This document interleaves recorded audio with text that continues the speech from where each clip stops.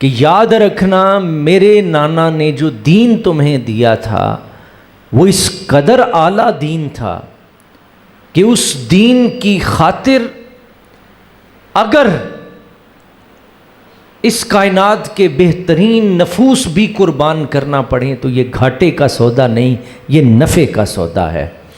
هو الذی ارسل رسولہ بالہدی ودین الحق لیظہرہ علی الدین کلہ۔ اللہ نے اپنے حبیب کے میلاد اور حضور کی ولادت کے باسعادت کے مقاصد میں سے ایک مقصد یہ بھی بیان کیا تھا، اور وہ مقصد کیا تھا؟ هو الذی، وہی رب ہے جس نے ارسل رسولہ بالہدی، جس نے ہدایت کے ساتھ محمد الرسول اللہ کو اس کائنات میں بھیجا۔ کیوں؟ پھر اس کی وجہ بیان فرمائی کہ میرے حبیب کی اس کائنات میں آمد کا مقصد کیا ہے؟ لیظہرہ علی الدین کلہ، تاکہ تمام ادیان پر اسلام کو غالب کر دیا جائے۔ یہ مقصد نبی کریم صلی اللہ علیہ وسلم کا بھی ہے، اور یہی مقصد حضرت امام حسین کا مقصد بھی یہی ہے، تاکہ مصطفیٰ کے دین کو بدلا نہ جا سکے، اس کی حفاظت کی جا سکے، اس کے اصولوں کو کوئی شخص اپنی مرضی کے تابع نہ کر سکے، چونکہ یہ خالص دین ہے اور اس کو ہم خالص رہنے دینا چاہتے ہیں۔ چونکہ یزید کا جو کردار تھا معاشرے میں، جیسی اس کی تربیت تھی، جیسی اس کی عادات تھیں، وہ آپ علماء سے سنتے رہتے ہیں، مورخین نے اس کے بارے میں جو لکھا ہے کہ وہ کس کردار کا حامل تھا، اس سے آپ کو سمجھ آ جائے گی کہ امام کے مقاصد کچھ اور تھے۔ جیسے آج کل شیطانیت پھیلائی جاتی ہے کہ کوئی کہتا ہے جی یہ پیسوں کی جنگ تھی، کوئی کہتا ہے یہ اقتدار کی جنگ تھی۔ ایسا کچھ بھی نہ تھا، ایسی کوئی بات نہیں تھی، اس کے پیچھے اعلیٰ مقاصد تھے۔ کون پیسوں کے لیے سارا خاندان قربان کرتا ہے؟ پیسے قیمتی ہیں کہ خاندان، عزت، وقار، نبی کا شہر، اس سے متبرک مقام کون سا ہو سکتا ہے؟ یہ اقتدار تو چند روزہ ہے، اللہ نے تو انہیں وہ عزتیں عطا کی تھیں جو فرش پر بھی تھیں اور عرش پر بھی تھیں۔ کوئی عام عزتیں عطا کی اللہ نے وہ مقامات عطا کیے کہ وہ تو کسی سرداری کے محتاج ہی نہیں تھے، وہ تو الحسن والحسین سیدا شباب اہل الجنہ، اللہ نے تو سرداریاں اس گھر کو عطا کی تھیں، وہ تو کوئی بھوک ہی نہ تھی۔ اس کے پیچھے مقصد کیا تھا؟ اس کے پیچھے مقصد محمد الرسول اللہ کے دین کی حفاظت کرنا تھا۔ اور وہ بدکار شخص جو تھا، وہ پلید انسان جو تھا، وہ بندروں کو نچاتا تھا، ان کے سروں پہ سونے کے تاج سجاتا تھا، گانے بجانے اس کا شوق تھا، رقص و سرود کی محافل کو بپا کرتا تھا، اس میں تو کسی کو اختلاف نہیں۔ تمام مسالک ماں سوائے چند منافقین کے، امت مسلمہ کے تمام فکر کے مالک، تمام مکاتب فکر کے لوگ اس کے فسق و فجور پر متفق ہیں، اس میں تو کسی کو شک ہی نہیں۔ اور ہمارا تعلق اہل سنت سے ہے، ہم اس شخص کو اس کا ذمہ دار سمجھتے ہیں. اور اس کے پیچھے جو وجوہات تھیں، جو امام کے مقاصد تھے، وہ حضرت امام حسین کی زبانی ہیں. یہ کسی مورخ کی زبان سے نہیں ادا ہوئے، یا کسی نے کوئی تجزیہ نہیں کیا، یا اس پر اختلاف ہو کہ جی آدھے یہ کہتے ہیں آدھے یہ کہتے ہیں، ایسا بھی نہیں. اس کی خباثتوں پر تو امت متفق ہے، امت کا اجماع ہے، امت جانتی ہے کہ وہ کس کماش کا انسان تھا. جب یہ ساری چیزیں عیاں ہیں تو پھر آپ کو اسوہ حسینی کی سمجھ آ جانی چاہیے کہ حسین ایسے شخص کے سامنے کھڑا ہو گیا اور کہا میں اپنے نانا کا دین تجھے بدلنے نہیں دوں گا، میں اس دین کی حفاظت کروں گا. اور اسی دین کو بچانے کی خاطر آپ جانتے ہیں آپ نے مدینہ چھوڑا. دنیا میں اگر کسی شہر کو چھوڑنا مشکل ہے تو وہ شہر مدینہ ہے. سب سے مشکل کام دنیا میں شہر مدینہ کو چھوڑنے کا ہے. آپ شہر مدینہ جائیں، پوری دنیا کے لوگ جس دن واپس نکلتے ہیں وہاں سے رو رہے ہوتے ہیں. پوری کائنات کے لوگ، عورتیں روتی ہیں، بچے روتے ہیں، بزرگ روتے ہیں. کیوں روتے ہیں؟ مدینے کا فراق یہ ہر شخص تاب ہی نہیں لا سکتا اس کی. لوگ یاد رکھیے گا پردیس جاتے ہوئے روتے ہیں، اپنے وطن جاتے ہوئے خوش ہوتے ہیں. لیکن کائنات میں ایک شہر محبت ایسا ہے جہاں سے لوگ نکلتے ہوئے اپنے اصلی وطن جاتے ہوئے رو رہے ہوتے ہیں. اس کا مطلب کیا ہے؟ اس کا مطلب یہ ہے کہ سب کے دلوں کا وطن اصلی اگر کوئی ہے تو وہ شہر مدینۃ النبی صلی اللہ علیہ وسلم. لوگوں کے دلوں کا قرار، لوگوں کے قلوب کی محبت، ان کے دلوں کا سکون اگر کسی شہر میں اللہ نے رکھا ہے تو وہ شہر مدینہ ہے. ہر کسی کے لیے میں جو عرض کر رہا دنیا میں سب سے مشکل اگر کسی شہر کو چھوڑنا ہے تو اللہ کی عزت کی قسم وہ شہر مدینہ کو چھوڑنا ہے. جہاں روسی بھی روتا ہے، ترکی بھی، امریکی بھی، پاکستانی بھی، بنگلہ دیشی بھی، ہندوستانی بھی، ان کا وہ وطن اصلی بھی نہیں. لیکن مدینے کے فراق میں لوگ روتے ہیں، کلام لکھتے ہیں، موت کی خواہش کرتے ہیں. امام مالک جیسا شخص مدینہ طیبہ سے حج کے لیے بھی نہیں جاتا. ایک فرض حج تھا کیا، پھر مدینہ کی حدود سے نہیں نکلے. کسی نے پوچھا امام مالک اے محدث مدینہ آپ یہاں سے جاتے کیوں نہیں، حج کرائیے. آپ فرماتے تھے جو فرض تھا ادا کر دیا ہے، اب مالک چاہتا ہے اس کی موت آئے تو مصطفیٰ کے شہر میں آئے. اب وہ اس شہر میں سے جانا ہی نہیں چاہتا. وقت کا بادشاہ ہارون الرشید اسے کہتا ہے کہ امام مالک آئیے، آپ میرے شہر میں آئیے، آپ کو سرکاری پروٹوکول دیا جائے گا، شاہی پروٹوکول. آگے پیچھے آپ کے لوگوں کی قطاریں ہوں گی، سپاہی ہوں گے، فوج ہوگی، جو چاہیں گے ہوگا. جو یہاں جسے پاکستان میں چنڈے والی گڈی کہندے نے، انہوں اوٹر والی گڈی کہندے نے، اور اگے پیچھے ہون گیاں تواڈے. آپ میرے شہر آ جائیے، وہاں آ کر حدیث پڑھائیے. تو امام مالک بے نیازی سے کہنے لگے ہارون الرشید تیرے شہر میں بہت کچھ ہوگا لیکن مصطفیٰ کی ذات تو موجود نہیں نہ ہوگی، وہ تو فقط مدینہ طیبہ میں موجود ہے. تو دنیا کا وہ شہر جس شہر کو چھوڑنا ہر انسان کے لیے مشکل ہے. آپ تصور کر سکتے ہیں حسین نے اس شہر کو چھوڑا.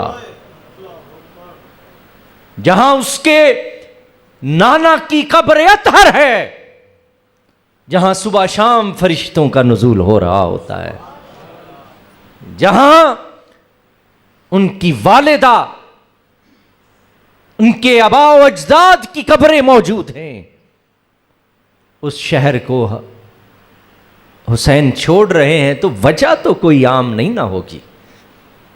اس کی وجہ کیا ہے؟ اس کی وجہ یہ تھی، جب دیکھ چکے، محسوس کر چکے کہ حسین نے قدم آگے بڑھایا ہے، اب پیچھے نہیں اٹھ کر سکتا، ہم اب میدان میں آ گئے ہیں. ظاہر ہے خون بطول تھا، خون رسول تھا، خون علی تھا، وہ میدان سے کیسے واپس جاتے؟ وہ کہتے بے شک مختصر ہیں لیکن حق پرست تو ہیں، قلیل ہیں لیکن رب کے خلیل بھی تو ہیں. یہ ضروری نہیں کہ کثرت آپ کے ساتھ ہو، آپ حق پرست تھے، اور حق پہ چلنا سب سے مشکل کام ہوتا ہے، آسان نہیں ہوتا. آپ نے اس نظام سے لڑنے کی اور اس نظام کے سامنے کھڑے ہونے کی جو فکر آپ کے اندر موجود تھی، آپ نے اس کو ابھارا اور اس پہ قائم رہے، مدینہ چھوڑا. اس سے زیادہ مشکل کیا ہو سکتی ہے؟ اس میں اقتدار کہاں سے آ گیا بتائیے؟ وجہ کیا ہے؟ اس کے پیچھے وجہ فقط مصطفیٰ کا دین متین ہے. جانتے ہیں، آپ جانتے ہیں کہ اس دین کو بچانے کے لیے، اس دین کی فکری سرحدوں کی حفاظت کے لیے، اس دین کی نظریاتی سرحدوں کی حفاظت یہ اہل بیت کریں گے. حضور کی تربیت نے یہ سکھایا تھا کہ ان کے سامنے قرآن کی حکم عدولی ہو رہی ہو اور یہ خاموش بیٹھے رہیں، ایسا ہرگز نہیں تھا. چونکہ قرآن تو اللہ نے بھیجا ان کے گھر میں تھا، وہ اس کو بدلتا ہوا نہیں دیکھ سکتے تھے، اور اس قرآن کی حفاظت کی. چونکہ محمد الرسول اللہ نے بتا دیا تھا کہ قرآن اور اہل بیت کا ساتھ کبھی جدا نہیں ہوگا، یہ قرآن سے جدا نہیں ہوں گے، قرآن ان سے جدا نہیں ہوگا. اس لیے میں نے اس دن بھی آپ سے عرض کیا تھا، اہل بیت سے محبت کا مطلب، اس کے بڑے مطلب ہیں. اہل بیت سے محبت کا مطلب محمد الرسول اللہ سے محبت ہے، اور محمد الرسول اللہ سے محبت کون کرتا ہے؟ اللہ رب العزت. اور اللہ رب العزت اپنے محبوب سے بھی محبت کرتا ہے اور محبوب کی آل سے بھی محبت کرتا ہے، آل سے بھی. وہ قرآن کی آیات بینات آپ سنتے ہیں، جو نصوص ہیں، نص وارد ہوئی ہے. جب قرآن کی آیت وارد ہو جائے، جب کسی شخص کے بارے میں، کسی کے لیے قرآن کی آیات وارد ہو جائیں کسی کی فضائل میں، وہاں دنیا کا کوئی خطیب، مولوی، ذاکر، وہ کیا ان کی صفت بیان کر سکتا ہے بتائیے؟ جن کی تعریف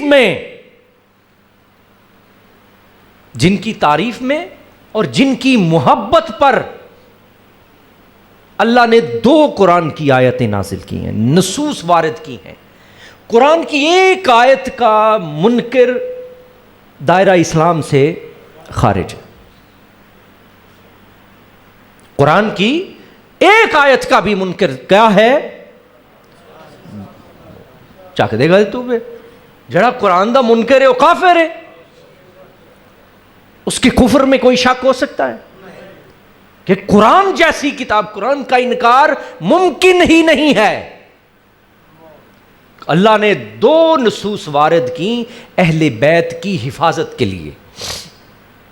جہاں رب قرآن میں نصوص کو وارد کر رہا ہو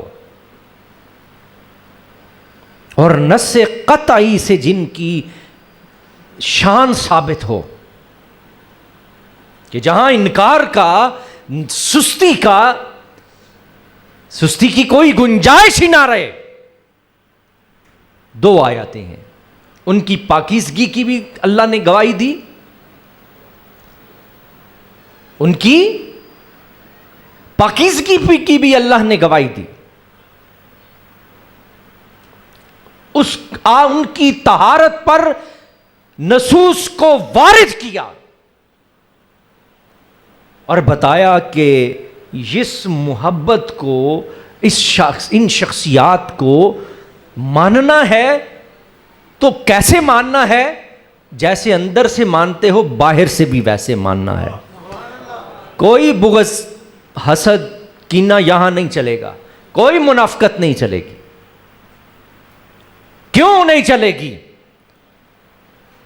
جہاں انما یرید اللہ لیذھب عنکم الرجس اہل البیت ویطہرکم تطہیرا سے مراد ان کی طہارت کو ایسے ہی ماننا پڑے گا جیسے ہم محمد الرسول اللہ کی طہارت کو مانتے ہیں. اس قدر پاکیزہ ماننا پڑے گا. بھاگو ملا، کہاں بھاگتے ہو؟ شان اہل بیت کا مقصد اور مدعا آج کل ہم سنتے ہیں، ایسے بھیڑیے موجود ہیں جبوں میں، کبوں میں، اماموں میں. ان کو تو علامہ یا مولوی کہنا یہ اسلام کی توہین ہے.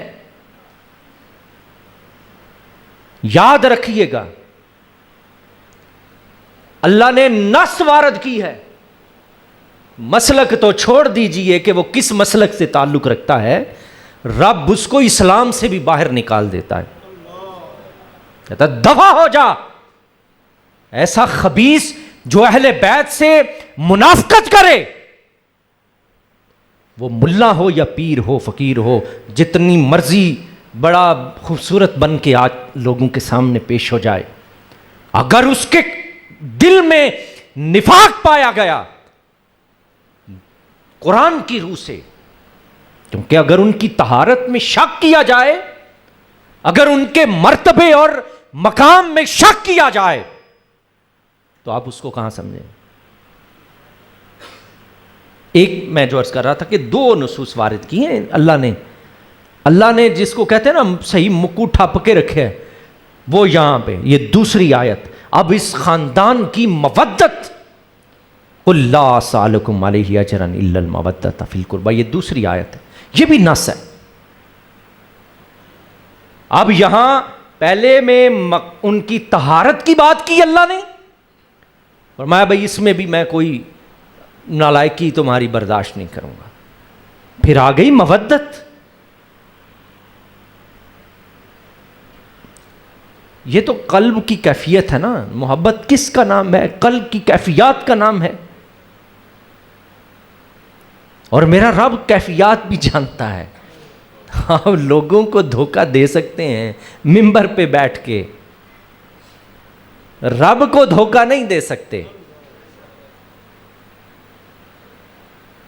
بات سمجھ رہے ہیں؟ غیروں سے پیسے لے کر اہل بیت کی شان کو کم کرنا، یہ اس کا خمیازہ بھگتتا ہے انسان، دنیا میں بھی آخرت میں بھی. دنیا بھی برباد ہوتی ہے، آخرت بھی برباد ہوتی ہے. مودت، اس اللہ کریم نے اس خاندان سے محبت کو امام شافعی کہتے ہیں فرض قرار دے دیا اس امت پر. ان کی بارے میں ہلکا سا سوچنا بھی، یہ کوئی سوچے کہ میں ان کو کمتر ثابت کروں گا. میں بات سمجھ آ رہی؟ میری عادت نہیں، میں زیادہ نہیں کھولتا باتیں. آپ لوگ ماشاءاللہ سے سمجھدار لوگ ہیں، آپ ان ساری باتوں کو سمجھتے ہیں. اگر کوئی انہیں کم تر ثابت کرنے کی بھی کوشش کرے گا، اس کا ٹھکانہ کہاں پہ ہوگا؟ اور یہ اتنے اعلیٰ ہیں، ان کا ذکر رب نے اپنی نماز میں بھی کروا دیا۔ نس لو کتنے نسنا جی، کہاں تک بھاگو گے؟ این حالت نماز میں اللہ رب العزت نے فرمایا کہ درود پڑھو ابراہیم و آل ابراہیم پر، محمد و آل محمد پر، اور یہ درود ابراہیمی سب سے افضل درود ہے۔ درودوں میں افضل درود کون سا ہے؟ درود ابراہیمی ہے۔ یہ درود ہے، سلام نہیں ہے۔ اللہ کا حکم درود و سلام کا ہے، درود کی بات کر رہا ہوں میں۔ درود میں افضل درود ابراہیمی ہے، کوئی مقابلہ نہیں درود ابراہیمی کا۔ صحابہ کرام کہتے ہیں یہ وہ درود ہے جو نبی کریم صلی اللہ علیہ وسلم نے ہمیں خود یاد کروایا ہے۔ کون کہہ رہے ہیں؟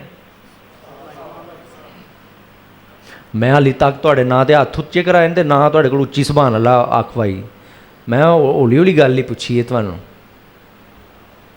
کس نے؟ صحابہ کرام، اللہ کی کروڑوں رحمتیں نازل ہوں مصطفیٰ کے غلاموں پر۔ وہ کہتے ہیں یہ وہ درود ہے جو سرکار دو عالم نے ہمیں یاد کروایا ہے۔ غلطی سمجھ آ گئی جی؟ یہ ہے شان اہل بیت اور بزبان صحابہ کرام۔ اس سے بڑی فضیلت اور کیا کہ اللہ کریم نے بتا دیا عبادت رب کی ہوتی ہے، اور عبادت اس کی ہی بنتی ہے جو مصطفیٰ پر اور مصطفیٰ کی آل پر درود پڑھتا ہے۔ رب سے بھی اسی کا تعلق ہے، رب سے بھی اس کا رشتہ ہے، رب سے بھی اسی کا تعلق ہے جس کا اہل بیت سے تعلق ہے۔ بات سمجھ گئے؟ یہ رب کریم کی منشا ہے کہ این حالت نماز ہو میرا ذکر ہو رہا ہو، میری بندگی ہو رہی ہو، اور میری بندگی اس وقت تک تمہاری مکمل نہیں ہوگی جب تک مصطفیٰ اور مصطفیٰ کی آل پر درود نہیں پڑھو گے۔ اب آپ سمجھ گئے کہ یہ نصوص وارد کیوں کی گئیں؟ کتنے بجے شروع کیتا سی میں؟ کتنے بجے ٹائم کنا ہو گیا؟ سر لائی جاندے نے پہ میں اج نہیں ویکھ سکیا تے تسی تے بول چھڑو جی 5 تے ٹھیک ہے۔ علامہ صاحب تشریف لا چکے ہیں، میں گفتگو سمیٹنے کی طرف آ رہا ہوں، میں صرف 5 منٹ میں گفتگو سمیٹتا ہوں۔ آپ سمجھ گئے اس بات کو کہ اللہ کریم نے اس خاندان کی عزت و تکریم کو کیسے محفوظ کیا؟ اللہ رب العزت بھی جانتے تھے یہ 2 چھوٹی چھوٹی کتابڑیاں پڑھنے والوں کا جو علم سنبھالا نہیں جائے گا، میں ان کا ایسا علاج کروں گا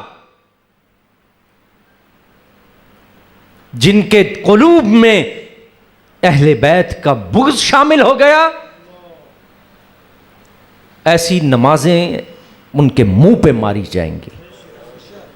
یہ یاد رکھیے گا، میں نصوص سے بات کر رہا ہوں، میں نے قرآن سے ایک بھی فکر قرآن سے باہر نہیں کی، یہ قرآنی فکر ہے۔ محمد الرسول اللہ کی فکر کی ایک مثال دی، صحابہ کے اس خاندان سے تعلق کی مثال۔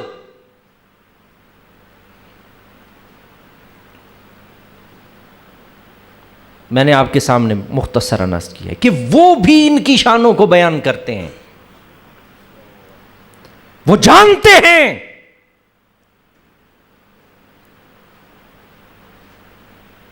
آپ علماء سے سنتے ہیں جب کوئی قیمتی تحفہ آتا تھا کسی علاقے سے، خلفاء کو جب ملتا تھا، سیدنا صدیق اکبر ہوں، سیدنا فاروق اعظم ہوں، علی حضرت عثمان غنی ہوں، جو قیمتی اور سب سے اعلیٰ چیز آتی تھی وہ کس کو دیتے تھے؟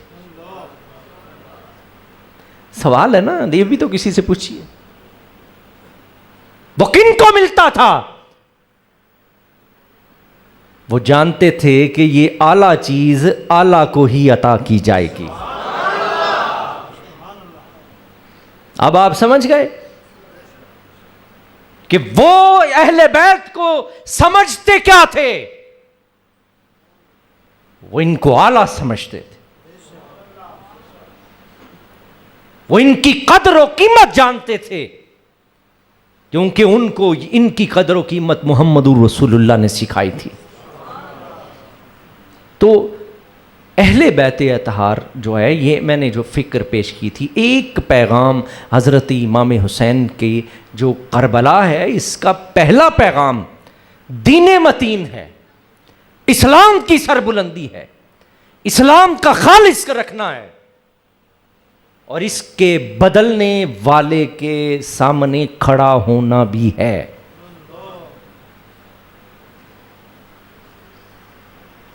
ہم اسلام کو بدلنے والوں کے ساتھ سامنے کتنے کھڑے ہوتے ہیں؟ کون سی فکر اپنائی ہے ہم نے امام حسین رضی اللہ تعالیٰ عنہ کی، آپ کے خاندان کی؟ اس سے بڑی فکر اور آپ کو کیا دی جا سکتی ہے؟ ان کی زندگی میں تسلیم و رضا شامل ہے، وہ کربلا کے درس میں ہے، تعلق باللہ، اللہ سے عشق۔ اب ماشاءاللہ اہل سنت کی مجالس محافل سے عشق الہی کا موضوع ہی غائب ہو گیا ہے۔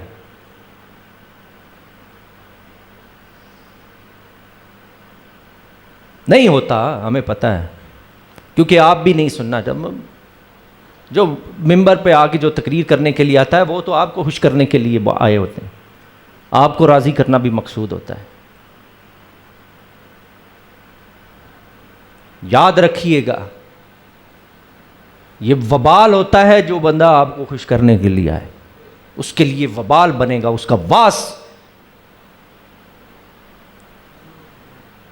عشق الہی، یہ 1400 سال کے فقہاء، محدثین، صوفیاء کی زندگیاں ممتاز کیوں ہیں؟ عشق الہی کی وجہ سے ہیں، ان کے موضوعات عشق الہی تھا،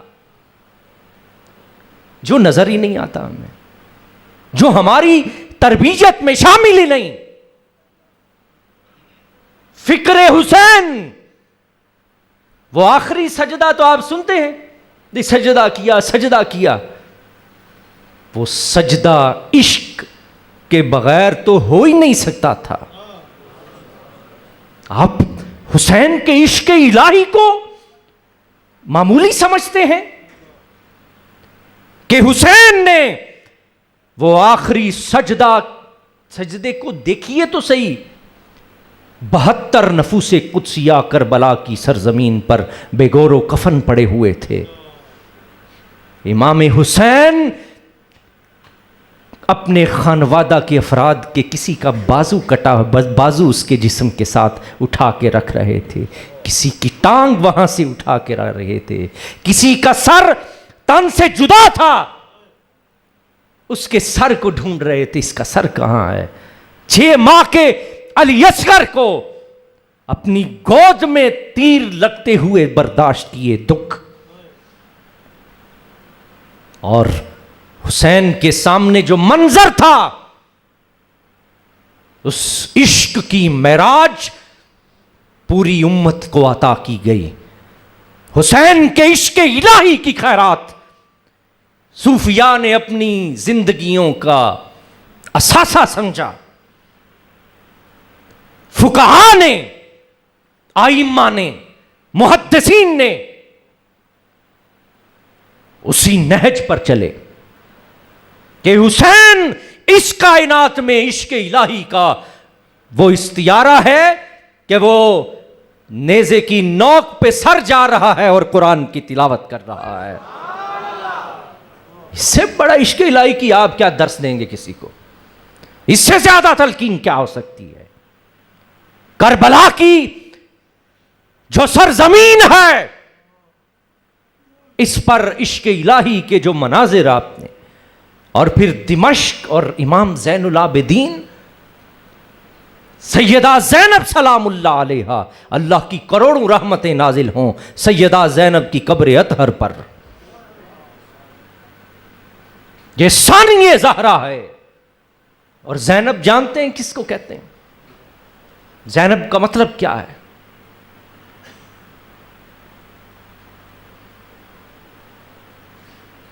کیا مطلب ہے؟ اپنے باپ کی زینت. زینب جو تھی یہ مصطفیٰ کی زینت تھی. سیدہ زینب فاطمہ الزہرا کی زینت تھی. یہ علی المرتضیٰ کی زینت تھی. یہ اسلام کا حسن تھا. یہ اسلام کی شجاعت تھی. یہ اسلام کا نور سیدہ زینب سلام اللہ علیہا کی ذات والا صفات ہے. اب ہم سمجھتے ہیں اس خاندان کی فکر. میرا آپ سے ادھار رہا، میں سیدہ زینب سلام اللہ کے علیہا کے جو خطبات ہیں دمشق اور شام اور ابن زیاد کے دربار میں جو پیش کیے گئے وہ تاریخ اسلام کا خوبصورت باب ہیں. آپ کو کربلا کی فکر سمجھ آئے گی. کربلا کہتے کس کو ہیں؟ شہادت سناؤ، شہادت سناؤ. وہ سنیں شہادت. اس فکر سے کیا پایا آپ نے؟ تعلیم کیا لی؟ دمشق کے بازاروں کے خطبات سارا خاندان قربان کروا کے جو شجاعت، جو علم، جو فصاحت، بلاغت، جو عشق الہی کے منظر سیدہ زینب کے خطبات میں ہے. آپ کبھی ان چیزوں کی طرف بھی آئیے. اہل سنت ہیں آپ. چند واقعات کے اندر ہم پھنسے ہوئے ہیں، اس سے نکلیے. یہ خاندان کی زندگی کے ہر گوشے کو دیکھیے. ایک ایک گوشہ روشنی کا مینار ہے. جو خاندان شبیہ مصطفیٰ ہو، حضرت امام حسن سب سے زیادہ شبیہ مصطفیٰ تھے. حسین سے تھوڑا کم شبیہ مصطفیٰ تھے. یہ پر تو تھے مصطفیٰ کریم صلی اللہ علیہ وسلم کا. تم اپنے مسلکوں کی جنگ میں، اپنے علموں کے گھمنڈ میں تم نے اس خاندان کو نظر انداز کر دیا، ان کی فکر کو گہنا دیا. ذرا دیکھیے تو صحیح. میرا وقت مکمل ہو چکا ہے. یہ باقی باتیں میری آپ سے ادھار رہیں. میں نے 5 منٹ کہا تھا، میں نے 8 منٹ لے لیے. اس کے لیے معذرت خواہ ہوں. اللہ رب العزت آپ جس استقامت کے ساتھ، یہ بڑا مشکل کام ہے، جس استقامت کے ساتھ اہلیان انولہ محافل کا انعقاد کرتے ہیں اور جس دل جمی کے ساتھ سنتے ہیں، یہ اپنی مثال آپ ہے. اللہ کریم آپ کی نسلوں کو بھی یہ فیضان عطا فرمائے. علماء حق سے محبت آپ کو عطا فرمائے اور اہل بیت کی بے مثل محبت اللہ کریم آپ کے قلوب میں داخل فرمائے. اللہ کریم آپ کو حاسدین سے اور شریروں کے شر سے اللہ پاک محفوظ فرمائے. وآخر دعوانا ان الحمدللہ رب العالمین. میری آپ لوگوں سے ایک درخواست ہے، کوئی شخص کھڑا نہیں ہوگا تو آپ تمام احباب بیٹھے رہیے. کوئی شخص بھی باہر نہیں نکلے گا. آپ بیٹھے رہیے. میں جا رہا ہوں. علامہ صاحب یہاں پر خطاب کو شروع کرتے ہیں. وآخر دعوانا الحمدللہ. 1 ਲੱਖ ਤੇ ਕਈ ਹਜ਼ਾਰ ਦੇ ਵਿੱਚੋਂ وقت کئی ہزار دیوے چو شان دسے پئی وکھ سونے دی شان دسے پئی وکھ سونے دی شان دسے پئی وکھ سونے دی دل چ محبت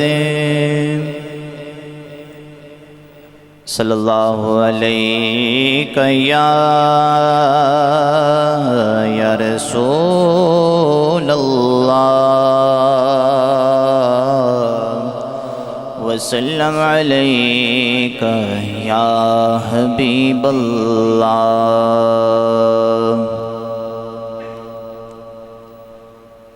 احسان مانتا ہے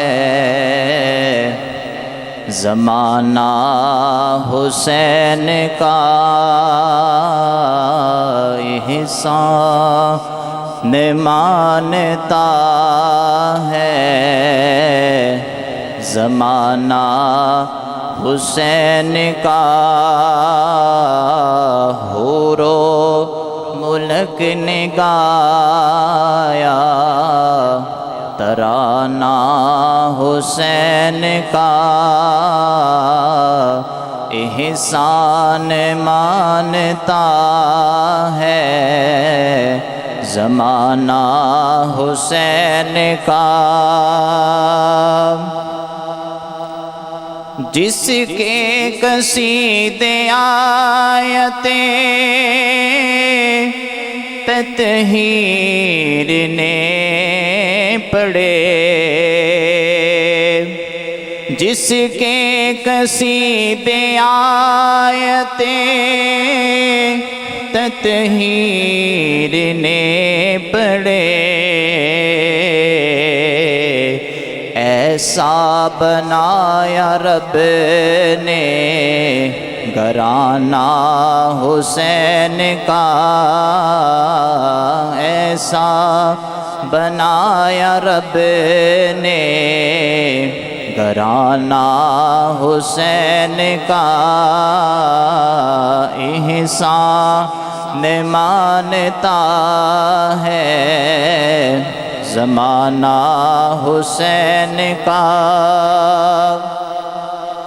چیخا ہے جس کی ضرب سے ہر دور کا یزید چیخا ہے جس کی ضرب سے ہر دور کا یزید ایسا بنایا رب نے نشانہ حسین کا ایسا بنایا رب نے نشانہ حسین کا چیخا ہے جس کی ضرب سے ہر دور کا یزید ایسا بنایا رب نے نشانہ حسین کا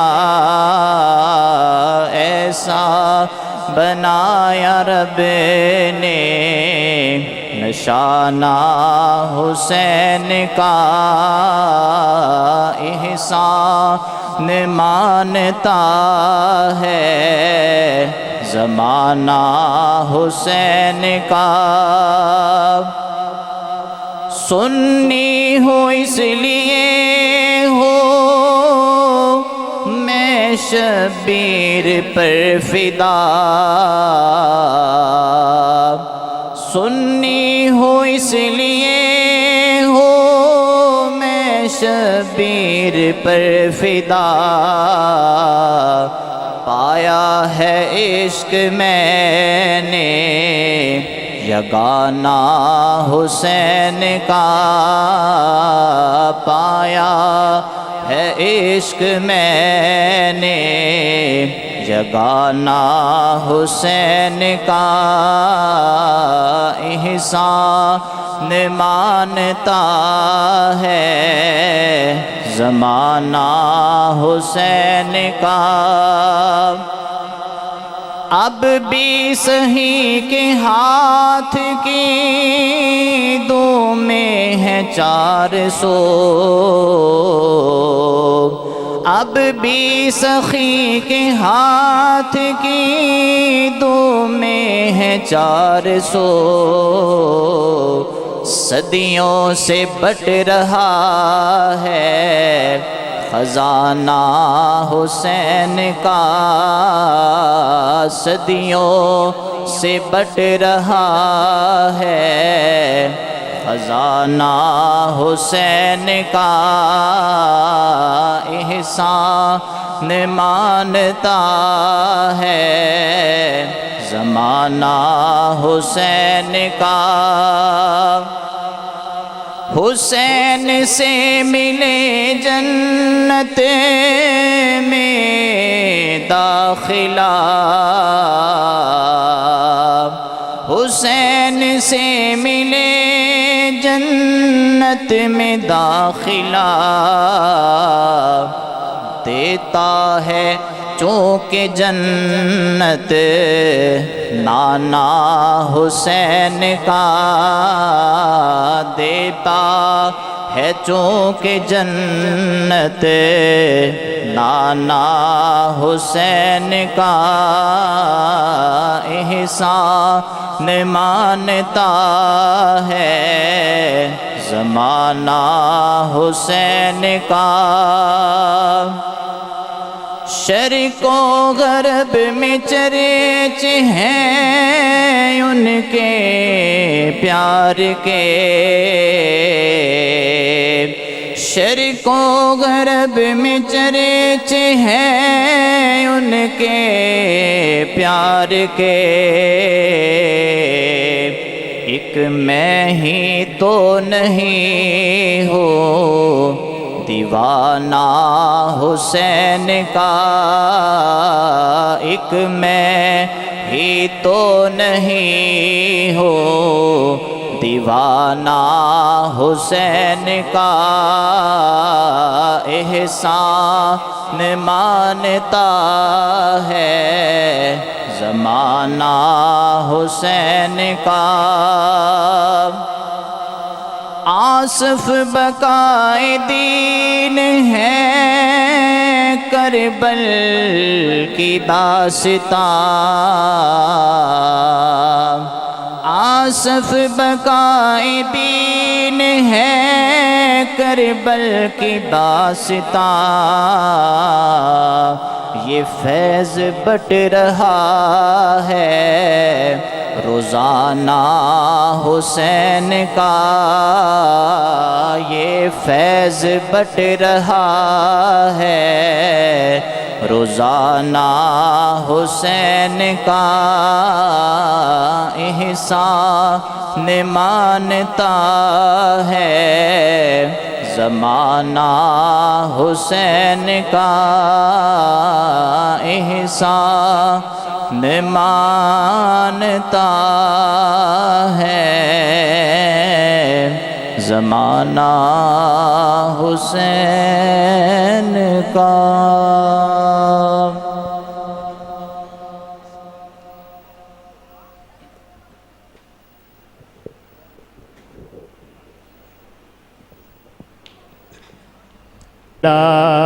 کے نغمے حضور تشریف لا رہے ہیں، چھڑے ہیں صلی اللہ کے نغمے حضور تشریف لا رہے ہیں، نہ ان سا کوئی کریم دیکھا نہ ایسا در یتیم دیکھا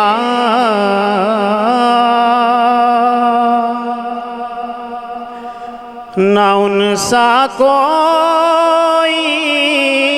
کریم دیکھا نہ ان سا کوئی در یتیم دیکھا زمانہ ٹھکرا رہا ہے انہیں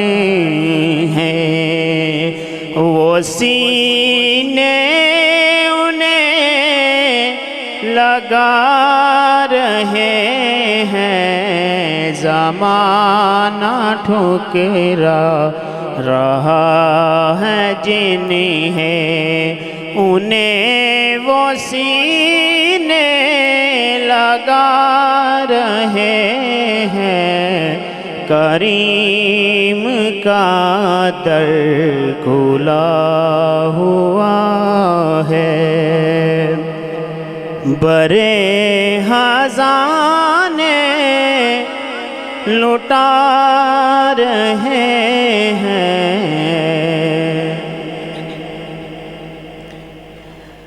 کرے گا یہ حشر بھی نظارہ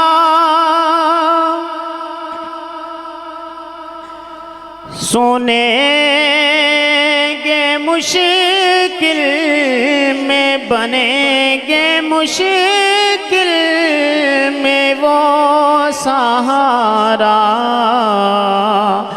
کرے گیا ہے یہ حشر بھی نظارہ بنیں گے مشکل میں وہ سہارا کریں گے سب انتظار ان کا کریں گے سب انتظار ان کا بروز محشر یہ وقت پرسش مجھے جو دیکھا فرشتے بولے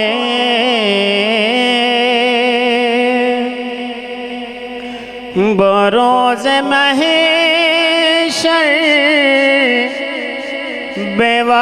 بوقت پرشش مجھے جو دیکھا فرشتے بولے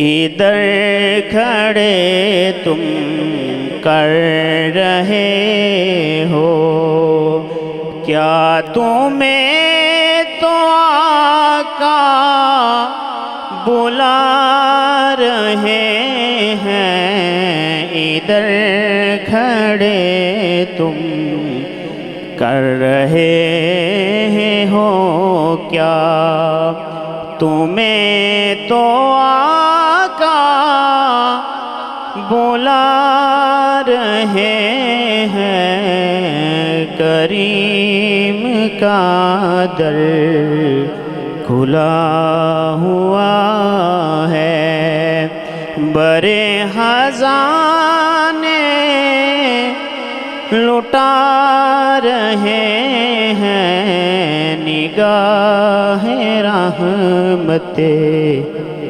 اٹھی ہوئی ہے